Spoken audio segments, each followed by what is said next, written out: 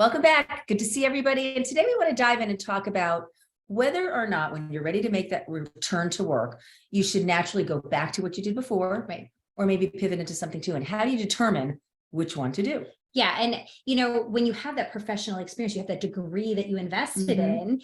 in, and you are skilled at this, Seems it's pretty hard to obvious. say goodbye to that. Right. I actually think that if you're thinking this, Yeah. you need to give yourself some credit. Yes. Because if you're even thinking about these two options, that means you're actually starting to think, you know what, I'm a different person than I was Yes. when I left the workplace. Maybe it is Absolutely. important for me to explore other options. Yeah. And maybe it was never the right choice to begin with.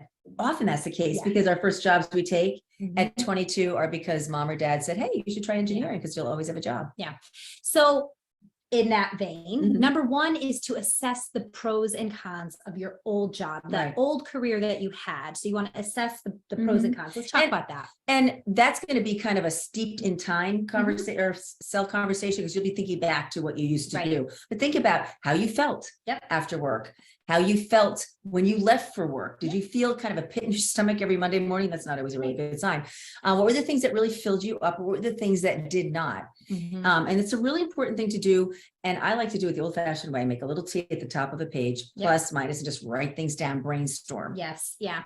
So that's great to know that information, but you have to really take a look. And that brings us to our next point of you have to take a look at your current priorities, the priorities that are right in front of you today. Because usually if you've taken a job, you've taken time off from your work and a career pause, it's because you had a major life change. Right. And with those major life changes come shifts in priorities and values. Right. So you may have been working. I mean, you and I both were in jobs, we were working all the time. Yeah.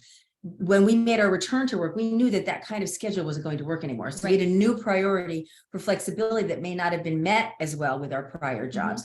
But oftentimes we'll have students that come through our course where they have a financial imperative now. Right. They may be newly divorced. Yeah. They may have a child that's going off to school and the money that they saved, didn't net. Yeah. They needed it. Which is ways for most people sending kids to college. Exactly. So that money need, that financial need can trump. Exactly. Those other things. And may put you back to this skill set that you already have to get that income stream. Doesn't mean you can't have a long-term goal for something else, but it definitely can trump. So another thing, another blank piece of paper, writing down what are the things that are most important for me to get out of my work. Right. And then the third piece is think about what do you bring to the workplace? Right. So your assets. So like, as you mentioned earlier, your degree, your experience, your training, but during that time that you've taken a career break, you've also acquired new skills and experiences. So taking a look at your new brand and thinking, okay, what can I bring? So the first couple points are, what do I need from my work? Where's my best fit? But also think about, where do I have the best opportunity to bring something to an organization. Right. And then you want to explore those options. Right. You actually want to take time and really explore those different options that you. And this is something, in fact, we should pop in the Explore and Assess guide because this would be helpful. I think we've done it before, but for those of you who may be new, this is the guide that really helps you through the steps of exploring and assessing an opportunity. Right. And what we're really looking for is not just Googling online, talking to people. You can get some information about the skills required and the responsibilities of a position, but you can't get a good feel for a company or a field or a position without talking to a human. Absolutely. Right. And you really want to hear what, all of that role encompasses or that new career path encompasses. That includes if there's any education that you need that you are going to want to factor in the financials of all of that.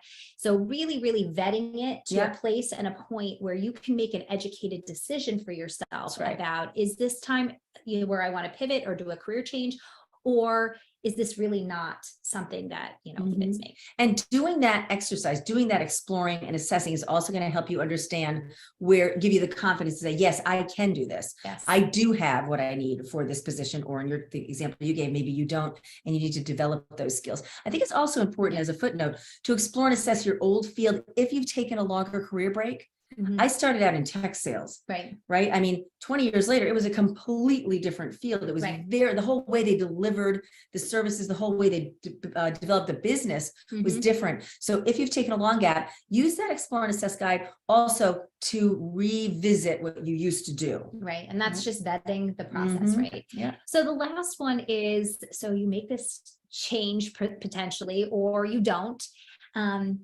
is you can always change your mind, Yeah. right? You Yeah. don't have to feel locked in. And oftentimes we do this and we feel stuck. Right. And when you were talking earlier about how some of our students will go back Yeah. to school and Yep. or will go to school originally because Right. your dad said, That's you right. know what, you You'll should always become have an a job. accountant, Yeah. you'll always have a job. Yeah.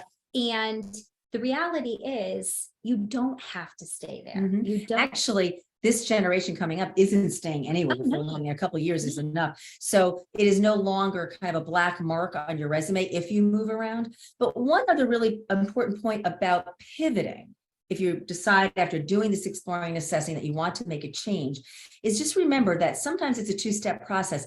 It is much easier to pivot when you're already in an organization. Yes, So absolutely. one strategy may be, and a lot of our students have done this, go back to the field where you've got the most robust skill set. Yep. Give yourself a year. Yep. And then once you're an established employee, Mhm. you've got some institutional knowledge, you've got some connections, you've got a reputation, then make the pivot. And this is what millennials are doing Mhm. en masse. They are going into organizations and pivoting regularly. They're making lots of lateral moves because they want to acquire Mhm. new knowledge and skills. So it's not something that maybe 10 years ago was frowned upon or not even ever considered. Now it's something that's really common. So that Absolutely. might be your best bet for pivoting too. Yeah. Okay. So there you have it. Those are the different ways that you can assess whether a pivot or a change is for you and a return to work this year. Yeah. If you liked what you heard here today, you can hit that subscribe button so you get our new content each week. Mhm. And you can also visit us on our website at www.preparetolaunchu.com. Thanks.